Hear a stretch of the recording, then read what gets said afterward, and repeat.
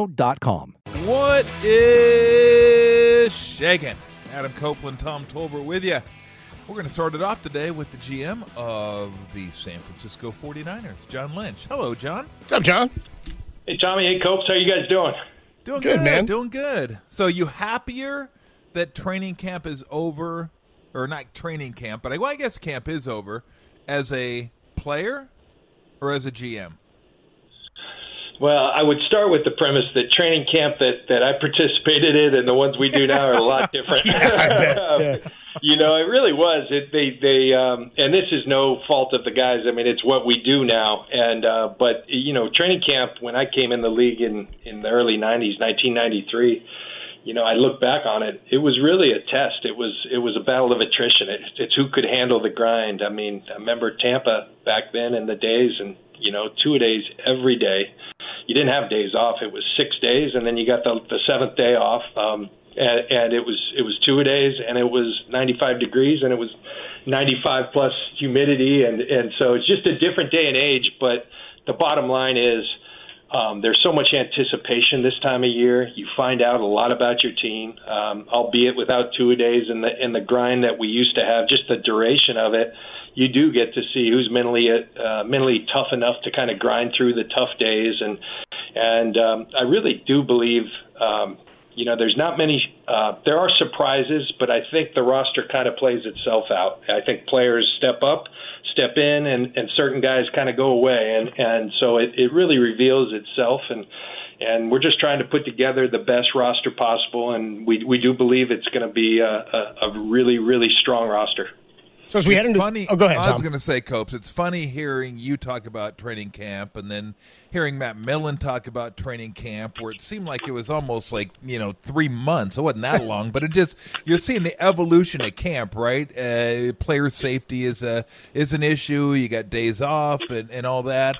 I'm wondering, do you think the NFL has found the balance in what's best for the players and safety and getting these guys through camp healthy and trying to hit the ground running in the regular season? Because it certainly seems like, I know Steve Young has said it many times, you don't really even know who your team is until October because it's still an extension of training camp. And we've seen the sloppy play that kind of bleeds into the season a little bit. And I'm wondering if we found that balance between health, keeping them healthy and making sure everybody's good, but also trying to hit the ground running and playing really good football in September. Yeah, I think as a league, we're still striving for that perfect balance. Now, the nice thing about today's world is sometimes I can think something, but then there's this thing called data that they're always throwing in your face. and I'm going, yeah, but when we used to have a first-degree groin, that means you put an ace bandage on it, and you just battle through. So I'm not sure that, I do believe there is a need to be callous, to be hardened. But they're just not going to do that as much anymore. And the schedule forces you that you don't. And it does at times. My only complaint, sometimes it's hard for these guys to get in a rhythm because we go, 3 days on, then a day off. And oftentimes the challenge, and it's something we're working and most teams are working at, it's interesting. Most of the injuries come after a day off, and I think we take such great care of our players these days with massages and all that sometimes you need to deaden those legs and then fight through it and then say okay. And I think there's something mentally. So I think the answer is we're always striving for that. We put a lot of resources into it as an organization to try to find the right way to do it, but it's a constant challenge. It really is. Talking to John Lynch.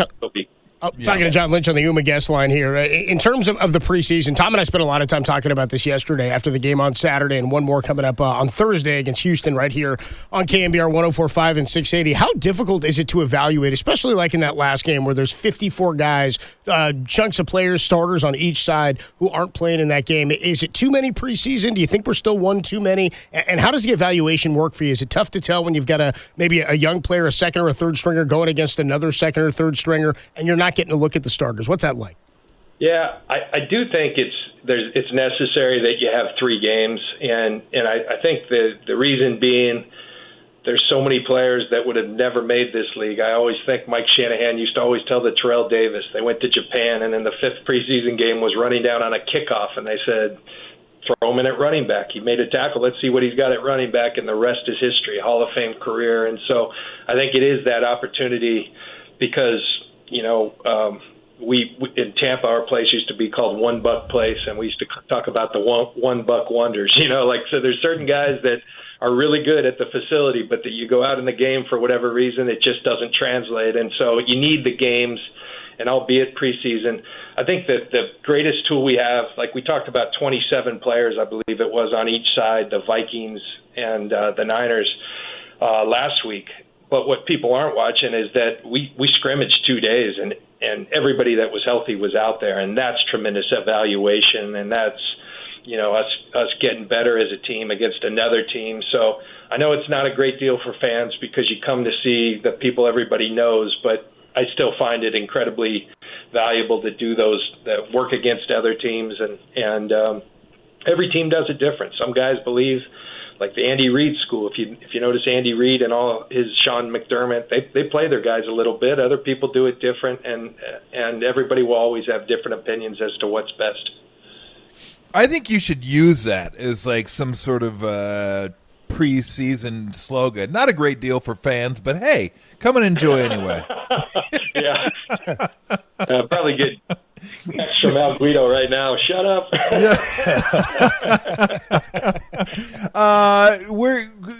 Trey Lance is going to be so intriguing this year. I think he makes this year one of the more intriguing years of 49er football in a long, long time, because if he is who you guys think he is, then you guys are going to be good to go for a while. And I'm not even talking about this year, John. I think there's going to be ups and downs this year. People have to understand that. We may not fully understand who this guy is until sometime next year. But if he is like a really good quarterback, all the pieces around him, this thing is good to go. If not, then we'll see where it goes from there. But being that it's a quarterback position, and you guys traded so much to get him, I just find this season like really, really fascinating for him, for you guys as an organization, and what you have around him and all the other positions, and kind of where it leads into the future. Yeah, you're absolutely right. And, there's so much focus on that position. And the reason being because when you find one who's a difference maker, your team's really well set for a long, long time. And so it's what everyone's striving for. The truth of the matter is, we have a ton of belief in Trey Lance. And I think sometimes people think we're hedging or we're qualifying. But the truth of the matter, I know, Kyle knows, until you go do it over an extended period of time, no one knows. We have a ton of belief in the young man. That's what caused us to bring him in and to trade so much to bring a guy in like that. So we have a ton of belief. We continue to. I feel so bad, another thing about the modern day training camp, and it's been going on for some time, but these guys, as they're out here working in practice, it's so scrutinized, this guy threw 2 picks today. Well, the whole story is not always on the quarterback, but this guy threw 4. I'll never forget the day that Jimmy threw 5 on 5 consecutive, and then we went to a Super Bowl. So it's really tough, but that's also why those guys get paid the big bucks. It's why it's the position. What I know about Trey, I think a big advantage he has is usually when a quarterback goes that high, they're going to a organization that's in a rough spot. I think Trey has the good fortune of coming to a place that's got it's got depth, it's got quality at a lot of positions. So it doesn't all have to be about him. And I think Kyle's doing a great job, along with the coaching staff, of ingraining that in him. And just I'm really excited to see the kid go play, and he's our guy, he's our man, and we've got a ton of belief in him. Do you own or rent your home? Sure you do, and I'll bet it can be hard work. You know what's easy? Bundling policies with Geico. Geico makes it easy to bundle your homeowners or renters insurance along with your auto policy. It's a good thing too, because you already have so much to do around your home. Go to geico.com, get a quote, and see how much you could save. It's Geico easy. Visit geico.com today. That's geico.com. I know that, I mean, obviously this is a team that has Super Bowl aspirations, and you look at the team around him, and it's stacked in a lot of places. I said that I don't even think we might not know who Trey completely is until sometime next year, like be able to make that type of assessment. Do you think that's right? I mean, I hate to be the guy that's like, hey, everybody lower expectations, because that's just not going to happen. Not at that position, not in San Francisco, and not in the age we live in. But I just don't think you're really going to know who he is until next year. How do you balance, like, knowing that, because I'm sure you guys know that, but also having, like, feeling like, hey, we can get it done, you can get it done, we believe in you, and we have the team around you to get it done? Well, he's got so many of the traits that make up a successful player at that position. We know that. He's got tremendous arm talent. He's got tremendous athleticism. And then I think the spirit, we call it here, the intangibles, I think he checks all those boxes as well. We also believe he's got incredible fortitude, because you have to be mentally tough at that position. So, there's a few guys who have come into this league, Pat Mahomes being one, who've made it look relatively easy from the beginning. That's few and far between, though, and we'll see. Hopefully, it is that. I would love that, but for the vast majority of players, I think Peyton Manning, who went on to have a top 5 quarterback career ever. He threw 29 interceptions his rookie year, and so I hope it's not that either. But I think the fact of the matter is it is going to take some time to see exactly what we have. But we do, and we don't just blindly believe in him. He gives you reason to believe day in, day out, because we believe he's made of the right stuff. Talking to John Lynch on the Human Guest Line, 49ers general manager. In terms of Brock Purdy, I think we've all been pretty impressed with him over the first couple of games that we've seen him get action in. How difficult has he made it on you guys in terms of earning a roster spot? And is the feeling that it would be a gamble to try to put him on waivers and pass him through in hopes of having him land on the practice squad if he does not end up on the 53-man? Well, Brock's done a really nice job. He was Mr. Irrelevant, but we were hopeful that we had something, and I give our scouts, I give our quarterback coaches, they kind of took that, the back end of the draft, where we thought we might take someone and really studied it hard, and they really liked what Brock brought to the table, and I think we've seen that. He's kind of fearless out there. Kyle talks about, quarterbacks who aren't afraid to let it rip in the small windows, and I think that's the characteristic that Brock has.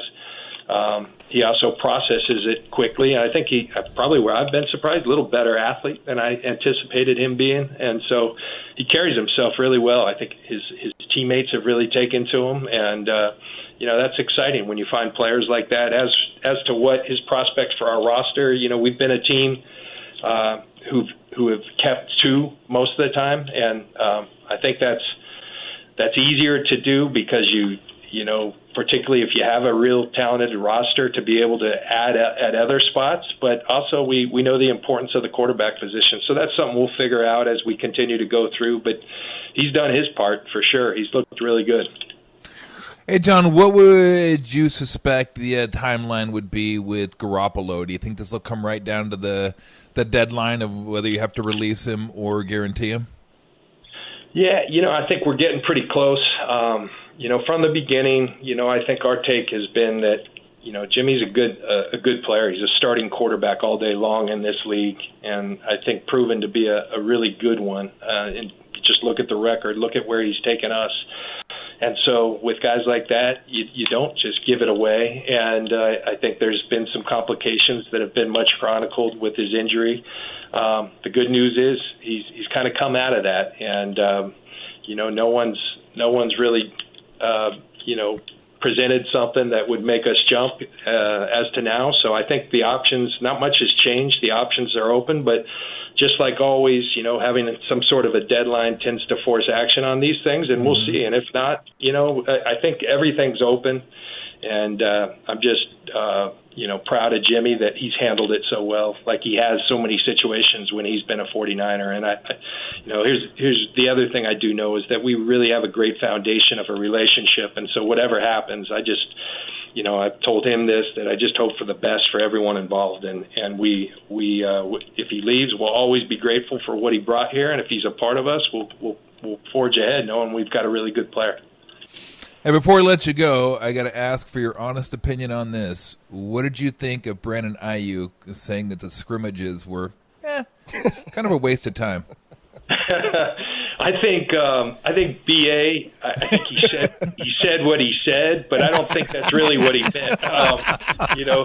He's a quiet guy, and I think we're going to continue to work with BA, because I think what he was trying to say is Minnesota plays a style of defense where their corners kind of funnel a lot to the safeties and whatnot. So it was just like, no matter what kind of moves you're doing or whatever, it wasn't like mano-y-mano, Patrick Peterson cover me. It was like, all right, I'm just going to funnel you in here to safety. So I think he was hoping for a little more, straight man-on-man competition. And that's what he was trying to communicate. I think Brandon was a little embarrassed because I don't know if anyone's worked harder this offseason. And you talk about a kid who has made a giant leap. And, some guys you hope, man, I hope this is his year. I know it's going to be Brandon's year because of the work he's put in, and because when a guy is just doing it every day, that translates to the field and it translates to game time. And I know Brandon has been that way this entire offseason. It carried over from late last year. Really, really excited for him, and he's earned that with the way he's worked. And he's also smart. He hung out with his quarterback all offseason, so their chemistry is incredible right now, and it's going to be fun to watch that come into fruition as we start this season. I don't know, John. You put the mic in front of an ASU guy, and you never know what's going to happen. That's great. Hey, John, we really appreciate it. It's going to be fun catching up with you every other week throughout the football season. Best of luck. Hopefully everybody comes out injury-free and ready to go for the regular season. So, again, thanks a lot for the time. We appreciate it, and we'll talk to you soon. Yeah, thanks a lot, guys. Thanks, John.